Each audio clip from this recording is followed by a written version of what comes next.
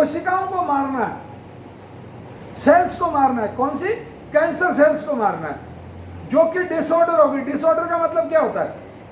जैसे एक collector order देता है कि भाई कल पूरे जिले में धारा 144 रहेगी और लोग इकट्ठे होकर जुलूस निकाल रहे हैं, पत्थर फेंक रहे हैं, मतलब डिसऑर्डर हो रहे हैं। वो फिर ऑर्डर देगा कि इनको गिरफ्तार कर लो। फिर थानेदार कहता है मैं तो गिरफ्तार नहीं करता, ये डिसऑर्डर हो गया।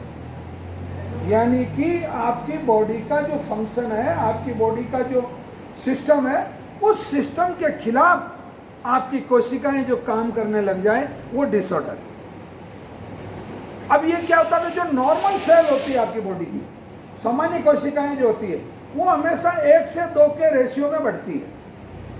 और हर कोशिका की अपनी उम्र होती है, एक एज फिक्स होती है कि वो कोशिका उतने दिन जिएगी। जैसे सबसे पहले अपने शरीर में कोशिकाएं कहाँ शुरू होती है? सबसे पहले अपने शरीर में कोशिकाएं होती खून से, ब्लड से। आपका जो ब्लड है, खून जो है, उस खून में पहली जो सर्वाधिक मात्रा में जो कोशिकाएं पाई जाती है वो WBC है।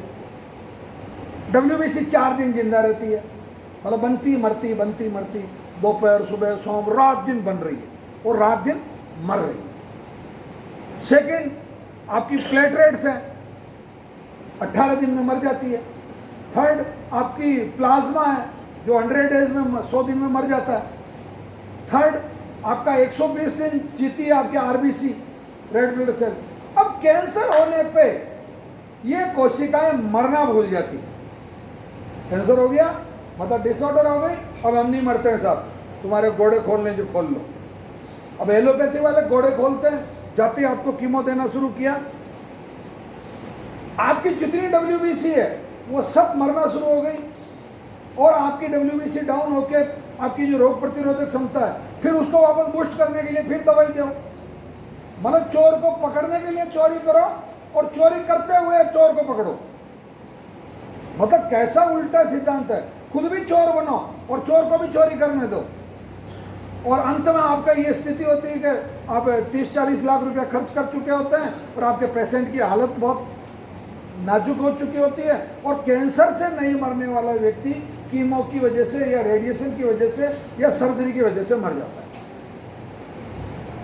और कभी कभी किस्मत आपको जिंदा रख देती है। उसका एक अच्छा उदाहरण ये वानखेड़े जी, ये इधर बैठे हैं, हीरो की तरह, धर्मेंद्र की तरह बैठे हैं। अगर ये बंदा डॉक्टरों के चक्कर में पड़ जाता, अगर उस टाइम पे डॉक्टर अगर ये नहीं कहते तुम तुम्हारे घर जाओ, क्योंकि डॉक्टरों को दिख गया होगा ज़्यादा माल पानी नहीं है या खर्चा नहीं कर सकता या समझदार है, मतलब पढ़ा लिखा है, तो आप घर पे नहीं रुकते। और आप अगर घर पे नहीं रुकते तो आप मर चुके होते।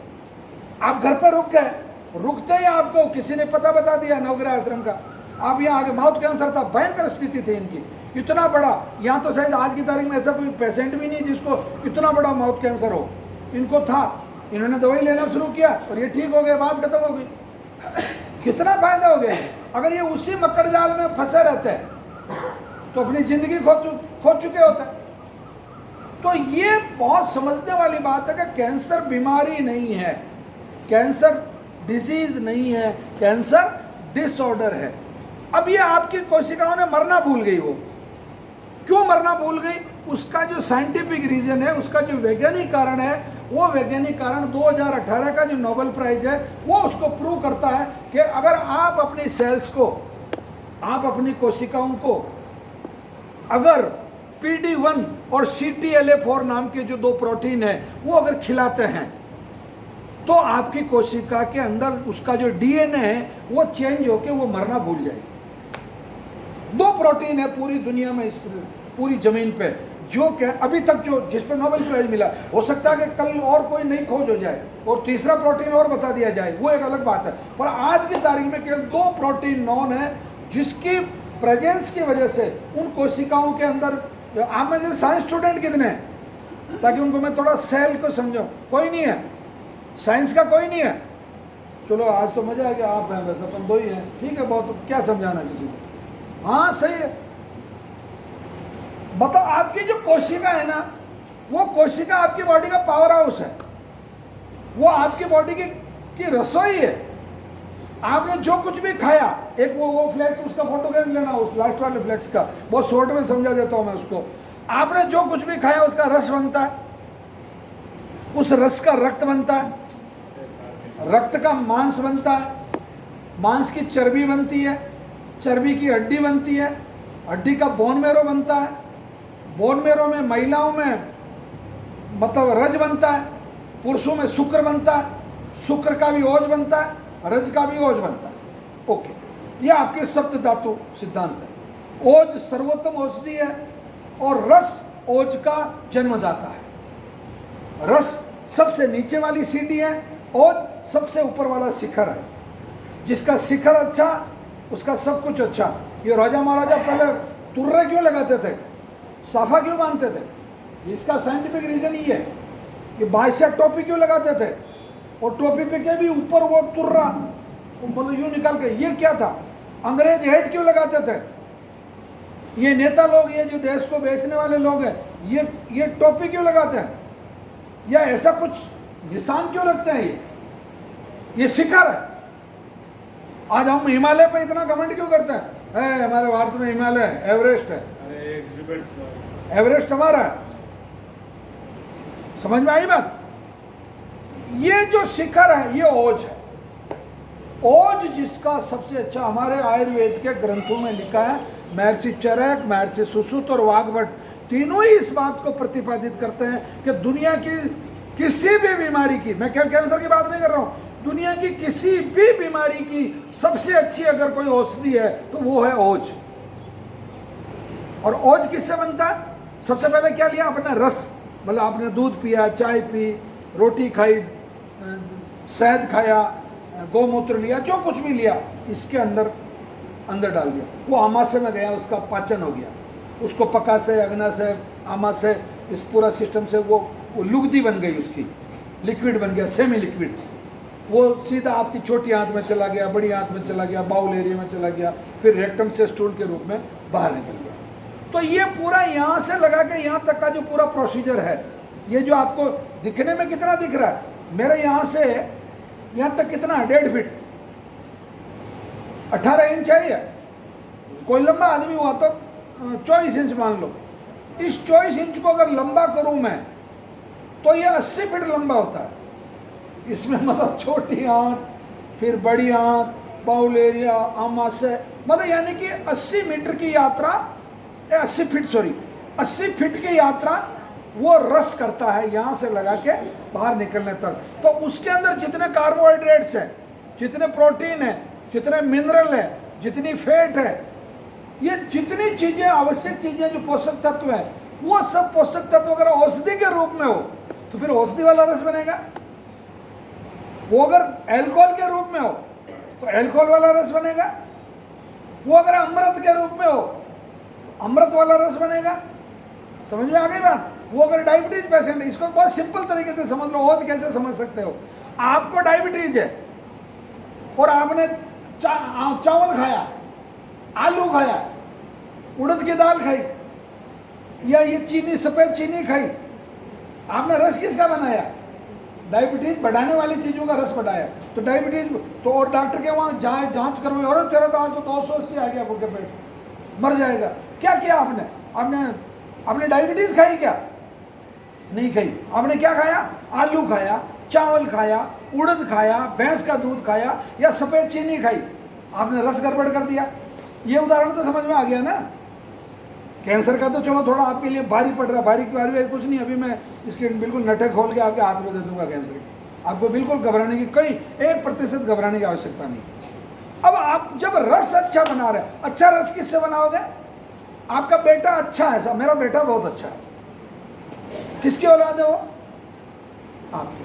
मतलब आप बहुत अच्छे हैं, आपने उसको संस्कार बहुत अच्छे दिए। आपने, मेरी बहू बहुत अच्छी है। क्यों अच्छी है? क्योंकि मेरी सास बहुत अच्छी है।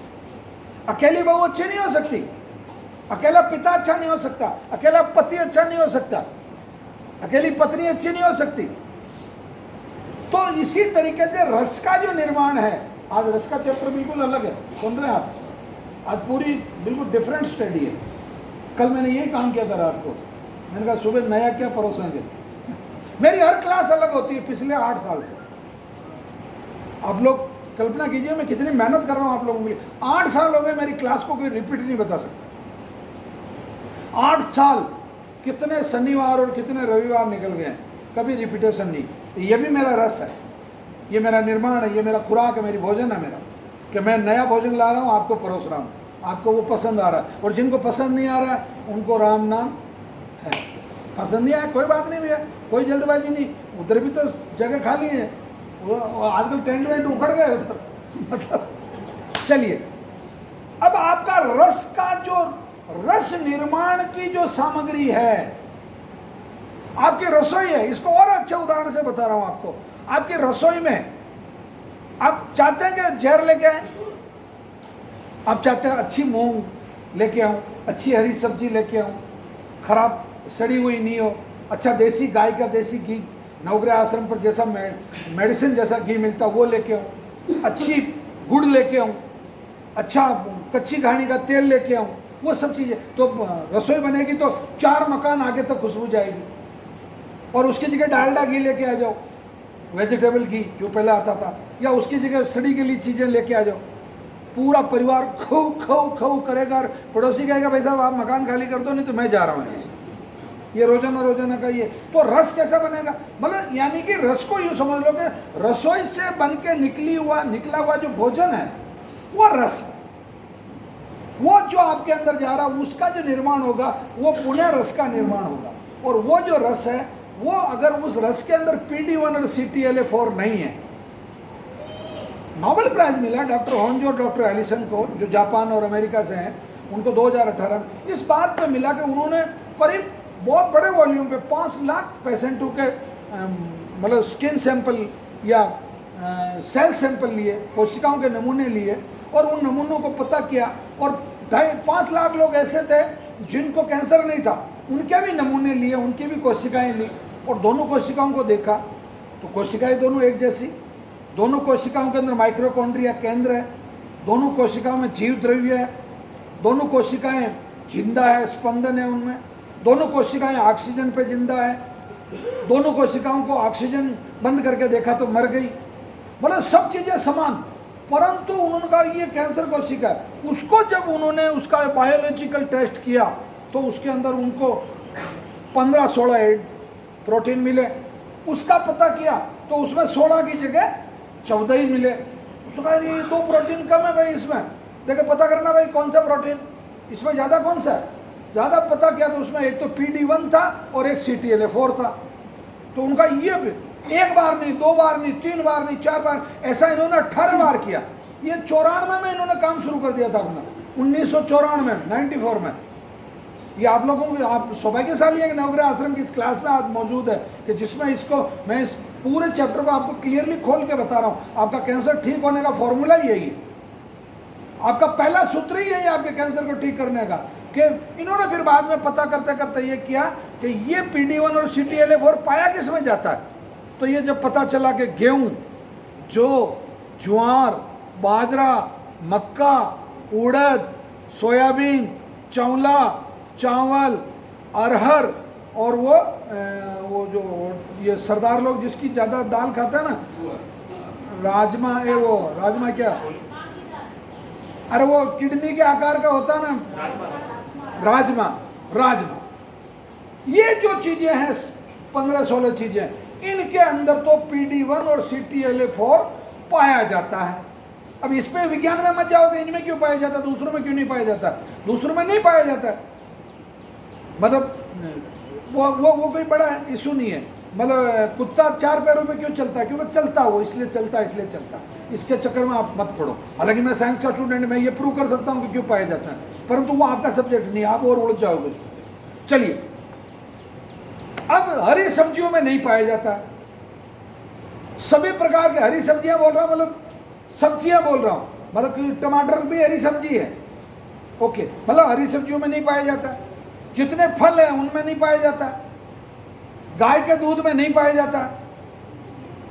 और आपका सबसे अच्छी और सबसे बेहतरीन बात, जितने प्रकार के जूसेज हैं, आप जिन जिन चीज़ों के जूस बनते हैं, जैसे गन्ने का जूस है, वो फल तो नहीं है, सब्जी भी नहीं है, पर उसमें भी नहीं पाया जाता। ठीक, कुट्टू में नहीं पाया जाता, रागी में नहीं पाया जाता, भगर में नहीं पाया जाता, सामा चावल में नहीं पाया जाता, राजगिरा में नहीं पाया जाता। तो ये सब और ये सब चीज़ें उपवास में खाई जाने वाली चीज़ें हैं। यानी कि अब आप मेरे को प्रश्न करोगी कि साहब मैं मेरे पिताजी को क्या खिला सकती हूँ, तो मैं आपको कहूँगा कि आपके पिताजी को ये 14 चीज़ें तो ये, और सफ़ेद शक्कर 15वीं, और रिफाइंड ऑयल 16वां, और समुद्र का नमक 17वां, और शराब और तंबाकू 18वां। बस ये 18 चीज़ें नहीं खिलानी, बाकी दुनिया की सब चीज़ें खिलानी, बात खत्म। ये हो गया आपका परहेज। अब ये रस कैसे बनेगा? ये 18 चीजें जो रस बनाएगी वो कैंसर वाला रस बनाएगी, कैंसर कोशिकाओं को अमर रखने वाला, नहीं मरने देने वाला रस बनाएगी, PD1 और CTLA4 देके। और ये 18 चीजें जब आपने माइनस कर ली तो जो रस बनेगा वो बनेगा। आप ये कैंसर सेल्स का डिवाइडेशन देखिए, कृपया समझ लीजिए कैंसर को। ये जो ऊपर वाला फ्लैक्स है, इसमें आपकी जो सामान्य कोशिकाएं हैं वो 1 से 2, 1 से 2, 1 से 2 बढ़ेगी और मरती जाएगी। मैंने आपको पहले बता दिया, कितने परीक्षा ले लो बीच में, WBC कितने दिन में मरती है? अभी बताया था मैंने, 4 दिन एग्जैक्टली। तो 4 दिन में मरेगी वो। अब अगर उसको कैंसर वाली WBC है तो वो क्या कहेगी? वो तो कहते 4 दिन की बात कर रहे हो, मैं तो 40 दिन में भी नहीं मरूँ, और मैं तो 400 दिन में भी नहीं मरूँ। मैं तो मारूंगी तो इसको मारूंगी जो मेरे। आतंकवादी हो जाती है कैंसर कोशिकाएं, टेररिस्ट हो जाती है, उदंड हो जाती है, बदमाश हो जाती है, उच्छृंखल होता है, नोटोरियस हो जाती है। ये सब शब्द कैंसर की कोशिकाओं के लिए काम आता है। मतलब जैसे एक आतंकवादी अपने शरीर पे बम बांध के लोगों के बीच में कूद जाता है, वो तो मर ही जाता है, परंतु वो सेम वही चीज कैंसर कोशिकाएं करती है, जो खुद जिनको मरना मंजूर है, परंतु वो अपने पूरे शरीर को, अपने पूरे स्ट्रक्चर को छिन्न भिन्न करने के लिए तैयार है। ओके, अब आपका एक काम तो ये कर लिया आपने कैंसर में, अब दूसरा काम और करते हैं।